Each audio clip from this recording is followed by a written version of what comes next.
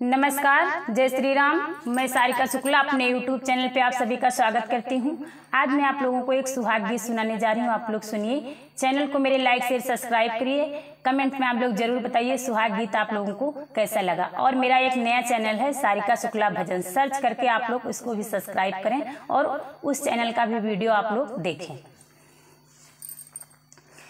हाथ डिलरिया फूल